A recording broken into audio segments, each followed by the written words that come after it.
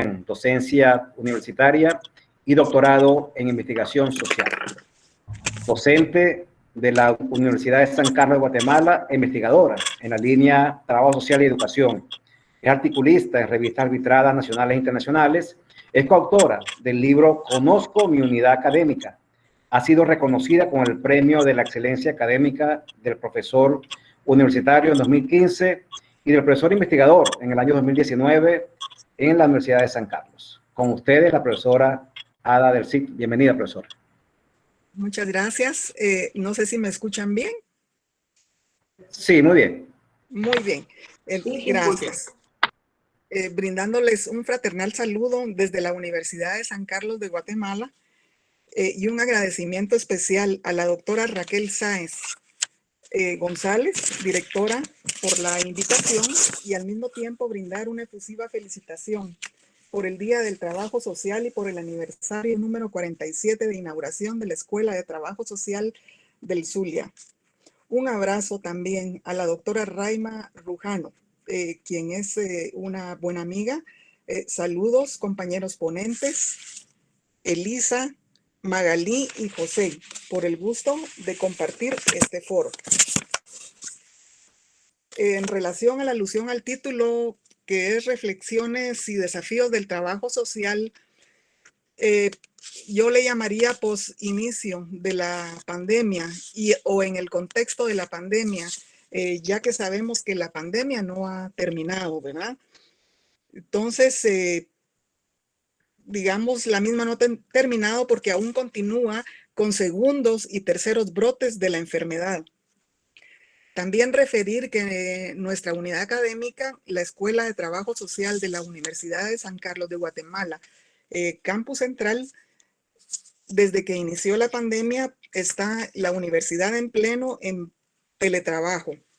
Apenas recientemente, ahorita en enero, se está incorporando la universidad con el retorno a la presencialidad de algunos integrantes de su personal en un 25% con base a un estricto plan de contingencia.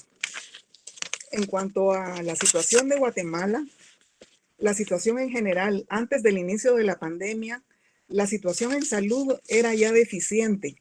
En cobertura en servicios de salud, en la que sobresale un 46.5% en retraso de crecimiento en menores de 5 años.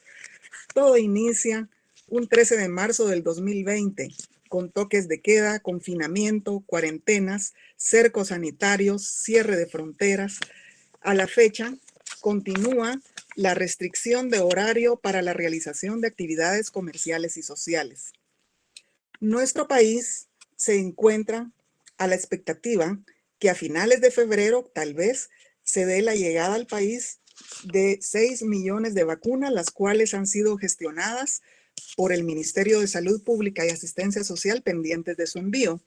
Las cifras publicadas por el Ministerio de Salud Pública y Asistencia Social del martes 26 de enero, registradas al lunes 25 de enero por casos de COVID-19, son los siguientes. Confirmados por laboratorio, eran 155.459 casos acumulados, 140.308 recuperados, estimados, 9.665 casos activos estimados, y 5.486 casos fallecidos. 32.5 de tasa de mortalidad por 100.000 habitantes con un 3.5 de letalidad. Para enfrentar esta pandemia, el Congreso autorizó 2 préstamos que suman 450 millones al Banco Mundial y al Banco Interamericano de Desarrollo BID. A la fecha, existe cierta duda sobre la transparencia en el uso de los fondos y las pruebas aplicadas que han sido insuficientes. También se instaló una comisión presidencial por el COVID-19. También se instaló un tablero de alertas roja, anaranjada y amarilla y verde que registra desde menos de 15 hasta 55 contagiados por cada 100.000 habitantes. La actualización registró para los últimos 14 días de enero el tablero y mapa de alertas registró un municipio en área verde, 89 municipios en alerta roja, 101 en naranja y 187 en amarillo. Respecto a las políticas sociales por la emergencia del COVID-19, se incluyeron bolsas de alimentos, dinero en efectivo, bono escolar. Este apoyo ha sido realmente insuficiente, ya que aún se ven en las calles personas con banderas blancas solicitando ayuda. Se instalaron hospitales temporales con colaboración de la iniciativa privada, centros de bienestar respiratorio sin datos reales y actualizados, desconocimiento de la enfermedad, de su prevención y de su tratamiento. También otras limitantes que se han observado a pesar de todas estas medidas que se han tomado en la población por la misma ignorancia, el miedo al contagio, los prejuicios, la discriminación, la vergüenza, los linchamientos a retornados del extranjero de Estados Unidos con COVID en las comunidades rurales. También con que mucha gente se ha quedado todavía sin acceso a la salud.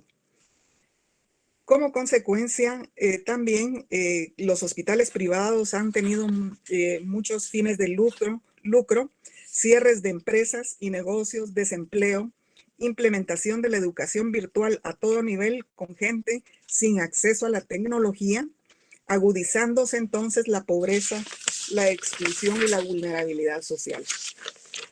En Guatemala, en lo que respecta a trabajo social en el campo de la salud, Trabajo Social toma parte en la ejecución de la política social en salud en un sistema de salud eficiente, principalmente en el nivel primario de atención en salud, sin recursos y sin que se valore en su justa dimensión la participación del profesional del trabajo social. En el marco de la pandemia y el estado de calamidad declarado por el gobierno y de acuerdo por Galicia y Sánchez, colegas guatemaltecas, el personal de trabajo social atiende directamente a la población en acciones de promoción de salud, prevención, recuperación y rehabilitación a nivel de hospitales, centros y puestos de salud. En el seguro social, trabajo social se constituye en el enlace entre médico, paciente y familia. Ahora, por la pandemia, entre otras funciones de trabajo social, se instaló a nivel del Seguro Social un call center en la unidad de información de pacientes a cargo de trabajo social de 7 de la mañana a 7 de la noche. En perspectiva general, las colegas manifiestan falta de condiciones para realizar su trabajo y expuestas al contagio, como falta de equipo, mascarillas y uniformes, teniendo ellas que comprar sus mascarillas y productos de desinfección. En su mayoría, el personal de salud ha presentado cuadros de miedo, ansiedad, incertidumbre y depresión desde el inicio de la pandemia. Ante esta situación, las colegas Galicia y Sánchez refieren que el personal de trabajo social debe contar con preparación especializada en enfoques de emergencia social comunitaria y reconstrucción del entorno y tejido social como recomendación. En cuanto a desafíos para el trabajo social, no alcanzarían muchas reuniones entre nosotros para debatir. Sin embargo, haré una pequeña exposición sobre ello. Como se evidencia, la pandemia vino a develar las condiciones de pobreza, exclusión y vulnerabilidad de la población y las políticas sociales implementadas antes y durante la pandemia. Cumplen con la función nada más de reproducir el sistema y garantizar la permanencia del consumo, sin atender las verdaderas demandas de la población.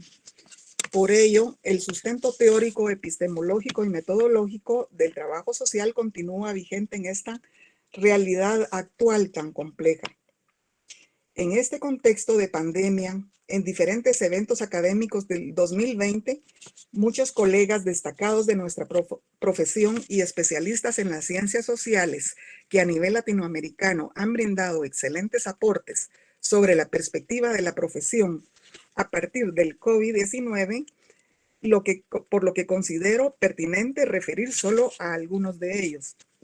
En este contexto de pandemia, hoy toma vigencia la teoría del pensamiento complejo de Edgar Morin, en la que la palabra clave es la incertidumbre, y considero que de acuerdo a ello corresponde continuar repensando nuestra profesión. Hay que aprender a vivir en la incertidumbre, es decir, tener el coraje de afrontar, estar preparados para resistir las fuerzas negativas que pueden llegar. Esta es la cuestión del cambio de mentalidad, dice Morin. Respecto al especialista José Paulo Neto, reflexiona respecto a la época de incertidumbre actual que las cosas sólidas se disuelven en el aire, así dice él, y que los espacios profesionales y las áreas de intervención son elásticos y no están dados para siempre. Por lo que trabajo social, dice Neto, debe abrazar la diversidad y propugnar la asistencia social como un derecho universal. En esta misma línea, la colega panameña Teresa Spalding propone la construcción de un proyecto de desarrollo social para América Latina bajo un paradigma sustentable.